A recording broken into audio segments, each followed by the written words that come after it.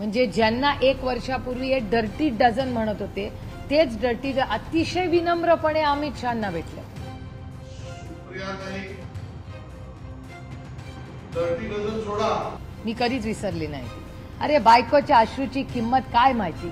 Dirty dozen नावाची serial त्यांनीच काढली. औरत होतो ऐसी, बीवी होतो ऐसी, दादी होतो ऐसी. त्याला आता दाखवट का वाटायला लागले हा माझा मान गए उसको. केंद्रीय गृहमंत्री अमित शहा बुधवारी कोल्हापूर दौऱ्यावर होते. त्यावेळी हसन मुश्रीफ यांनी शाह यांचं स्वागत केलं. या दोघांच्या भेटीचे फोटो सोशल मीडियावर तुफान व्हायरल होत आहेत. या भेटीवरून शरद पवार गटाच्या खासदार सुप्रिया सुळे यांनी मुश्रीफांवर अप्रत्यक्षरित्या टीका केली.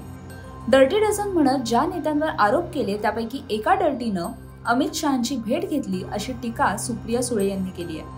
पश्चिम महाराष्ट्राचा आढावा घेण्यासाठी अमित शहा कोल्हापुरात आले होते. यावेळी अजितदादा गटाचे मंत्री हसन मुश्रीफ यांनी अमित शहा यांची भेट घेतली आणि शेकहँड केलं. शेकहँड केलेल्या फोटोवरूनच सुप्रिया सुळे यांनी निशाणा साधला. भाजपचे नेते किरीट सोमय्या यांनी काही काळापूर्वी डर्टी डझन नावाची सिरीज काढली होती. ही सिरीज मी कधीच विसरले नाही. डर्टी डझन कुठे आहेत असा सवाल सुप्रिया सुळे यांनी उपस्थित केला. डर्टी डझन पैकी एका माणसाचा फोटो अमित शहांसोबत बघितला. ज्यांना वर्षभरापूर्वीच हे डर्टी डझन म्हणत होते तेच डर्टी डझन अतिशय विनम्रपणे अमित शहांना भेटले. मला या दोघांचंही कौतुक वाटतं, कारण हाच पक्ष काही काळापूर्वी त्यांना डर्टी डझन पैकी एक म्हणत होता. सुप्रिया सुळे नक्की काय म्हणाल्या चला पाहूया.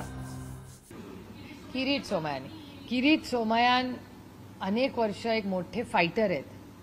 डर्टी डझन नावाची सिरियल त्यांनीच काढली. मी कधीच विसरली नाही ती. आणि डर्टी डझन आज काढल्यानंतर डर्टी डझन कुठे आहेत हा एक मोठाच प्रश्न आहे. आणि काल तर मी त्या डर्टी डझन पैकी एका माणसाचा फोटो माननीय अमित शहाजींबरोबर बघितला. म्हणजे ज्यांना एक वर्षापूर्वी डर्टी डझन म्हणत होते तेच डर्टी अतिशय विनम्रपणे अमित शहांना भेटले. मला कौतुक दोघांचंही वाटतं. अमित शहांचंही वाटतं, कारण का त्यांचा पक्ष त्यांना डर्टी डझन पैकी एक म्हणत होता. आणि मला गंमत त्या माणसाची पण वाटते ज्याच्या घरावर त्याच्या बायकोला लढावं लागलं. त्यांच्या नातवंडांना दूध मिळत नव्हतं, त्यांची बायको लढत होती. तिथे ज्यांनी ईडी सीबीआय तुमच्या घरात पाठवलं, तुमच्या नातवंडांचे हाल झाले, ते त्यांना विनम्रपणे अभिवादन करत होतो. रामकृष्ण हरी. मी तर केलं नसतं. अजित पवारांसोबत सरकारमध्ये सहभागी होण्याआधीच्या 3 महिन्यांआधी मुश्रीफांच्या कागलच्या घरी ईडीचे छापे पडले होते. त्याचीच आठवण सुप्रिया सुळेंनी करून दिली. जर ईडीची ही फाईल क्लिअर झाली असेल तर मग भाजपाने आणि अमित शहांनी टीव्हीवर येऊन सांगायला हवं की त्यांनी हसन मुश्रीफांवर जो आरोप केला तो खोटा होता. हसन मुश्रीफांनीही त्यांना शेकहँड करताना आम्हाला सांगावं की हे अमित शहा आहेत, त्यांनी माझी माफी मागितली आहे. माझ्या बायकोच्या अश्रूंची किंमत अमित शहांनी आमच्या घरात येऊन फेडली आहे, म्हणून मी त्यांना हँडशेक करतोय. दोघांची क्रेडिबिलिटी ॲट स्टेक आहे. अमित शहाजींना मला प्रश्न विचारायचा की ज्या माणसाच्या घरी तुम्ही ईडी पाठवली, ज्या माणसावर तुम्ही ईडी आणि सीबीआयच्या केसेस केल्या, त्या माणसाला डर्टी डझन तुमचा पक्ष म्हणत होता, मग तुम्ही त्याला हँडशेक केलाच कसा? ती फ्लाईल क्लिअर आहे का? मग भारतीय जनता पक्षाने आणि अमित शहानी क्लिअर चेट येऊन टीव्हीवर सांगितलं पाहिजे की हो, मी जो हसन मुश्रीफांवर आरोप केला तो खोटा होता. एवढं तरी खरं बोलावं त्यांनी, पहिला मुद्दा.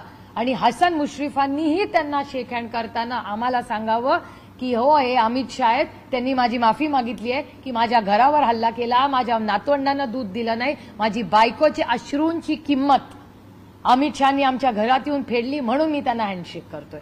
हसन मुश्रीफांवरून अमित शहांवर टीका करत असताना सुप्रिया सुळेंनी मुश्रीफांच्या पत्नीचाही उल्लेख केला. अरे बायकोच्या अश्रूची किंमत काय माहिती.